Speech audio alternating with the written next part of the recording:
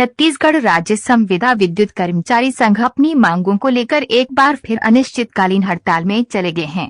कर्मचारियों का कहना है कि छत्तीसगढ़ स्टेट पावर कंपनी में लाइन परिचारक संविदा कर्मियों को 2 साल के संविदा परिवीक्षा अवधि पूर्ण करने पर नियमित करने का नियम रहा है, लेकिन कांग्रेस सरकार के आने के बाद इस पर रोक लग गई है। संविदा कर्मी 2 साल में नियमित हो जाने की उम्मीद से काम करने के लिए इस विभाग में आ जाते हैं, लेकिन आए दिन उनके साथ दुर्घटनाएं भी हो जाती हैं। इसमें कई के अंग खराब हो जाते हैं। 25 से अधिक संविदा कर्मियों का निधन हो गया है। इसलिए विद्युत संविदा कर्मी अपने नियमितीकरण और अनुकंपा नियुक्ति का मांग शासन से लगातार कर रहे हैं। वही अब संविदा कर्मी शासन तक अपनी बातों को पहुंचाने के लिए सड़क पर उतरकर प्रदर्शन करने मजबूर हो गए हैं। हम सभी विद्युत संविदा लाइन कर्मचारी हैं। हम अपनी नियुक्तिकरण की मांग और जो हमारे शहीद भाई हुए हैं उनके परिवारों को अनुकंपा नियुक्ति को लेकर आज प्रेस कॉन्फ्रेंस कर रहे हैं।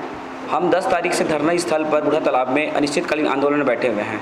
अभी आज 7वां दिन है। कंपनी और सरकार हमारी बातों पर ध्यान नहीं दे रही है, तो आज प्रेस और मीडिया के माध्यम से हम अपनी बातों को कंपनी तक और सरकार तक और जनता तक पहुँचाने के लिए आज हम यहाँ पे प्रेस कॉन्फ्रेंस का आयोजन करवाया गया आपके द्वारा।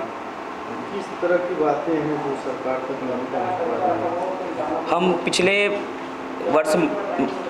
पिछले वर्ष हमने अगस्त के महीने में नियमितीकरण को लेकर आंदोलन किया गया था। उसमें कंपनी के द्वारा हमें आश्वासन किया गया था कि आपकी नवंबर तक नियमितीकरण कर दी जाएगी वैकेंसी के माध्यम से, जो भी माध्यम से, लेकिन अभी तक नवंबर बीतने के बाद मार्च आ गया, अभी तक कंपनी का कुछ भी रवैया स्पष्ट समझ में नहीं आ रहा है। क्योंकि हमें नियमितकरण क्यों नहीं किया जा रहा है, क्यों इतनी देरी की जा रही है। तो हम इसी मुद्दे को लेकर फिर से आंदोलन बैठे हुए हैं कि हमें नियमितीकरण जल्द से जल्द किया जाए और हमारे जो भाई शहीद हुए उनके परिवार को तुरंत अनुकंपा नियुक्ति प्रदान की जाए। अभी तक सरकार की तरफ से कुछ पहल नजर आई आपको? अभी तक सरकार की तरफ से कोई पहल नज़र नहीं आई। हम सीएम से भी मिलना चाह रहे हैं। अभी तक कुछ स्पष्ट जानकारी सीएम आवास से भी नहीं आ रही है। हम सीएम से मिलकर इस पे चर्चा करना चाहते हैं कि हमारी नियमितीकरण कब तक हो सकती है और कितना जल्दी हमें नियमितीकरण आदेश जारी कंपनी कर देगी।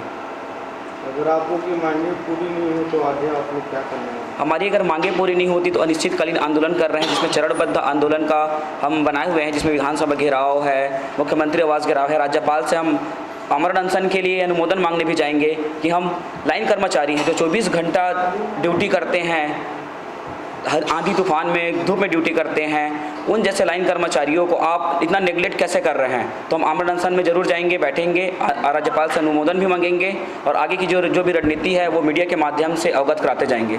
हमारा 2 सूत्री मांग है। पहला तो हमको जो है विद्युत विभाग में जो रिक्त पद है उसमें जो है नियमित नियुक्ति दिया जाए।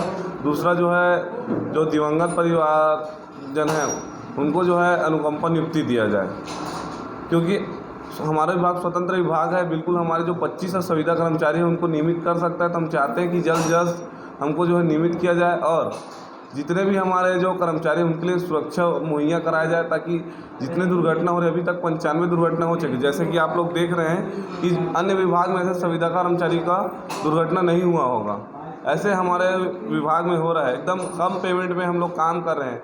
एक और जहाँ सभी सुख सुविधाओं का लाभ ले रहे हैं, दूसरी ओर हमारे जो संविदा कर्मचारी हैं वो बिल्कुल इस लाभ से वंचित हैं। तो हम चाहते हैं कि हमको जो जल्द से जल्द विद्युत कंपनी हमें नियमित करे। न ही उनके पास वित्तीय समस्या है और न ही सिर्फ इनकी जो है नियत नहीं है हमें नियमित करने का, यही कारण है।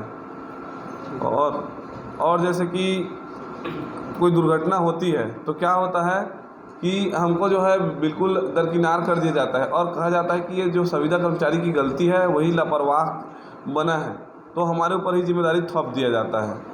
लेटेस्ट न्यूज़ के लिए सब्सक्राइब करें और न्यूज़ अपडेट्स के लिए बेल आइकन पर क्लिक करें।